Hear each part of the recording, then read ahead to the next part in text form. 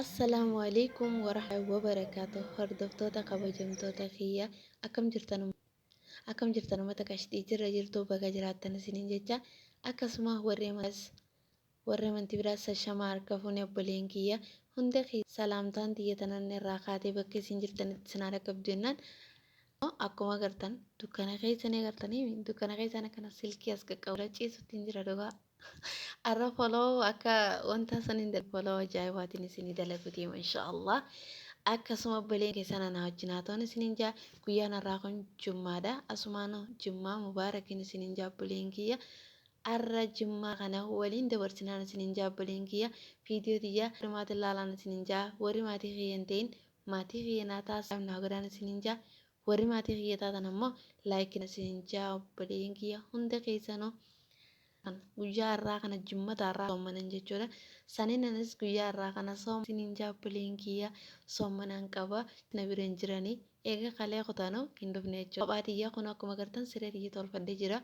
Foddaa tiyyaa akkasuma kunoo foddaa irraa banee amma fuula dhiqachuudhaaf amma seenee akkuma agartan kunoo ammaan tana hirribaa kee dhugaa akkasuma kunoo fuula kiyya irraa ba'ee jira jechuudha. Amma hara dalagaan isiniin jaa hara dalagaadha.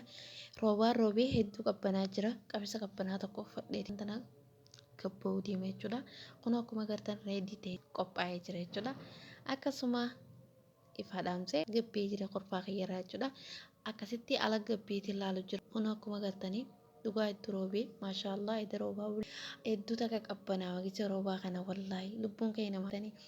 Kun akkuma agartan lafti akkana fakkaatti akkasitti oliyyaa ammaan tana karaa dalagaasii deemte jechuudha. Ifaa qabsiiste wala sitii bishaan asii fudhattee dhufte jechuudha. Ammaan tana gadiin buuti walakkaan dalaguu deemarra jarreen jiranii eega kalee kota arra carraan kiyyaan isiniin jaa.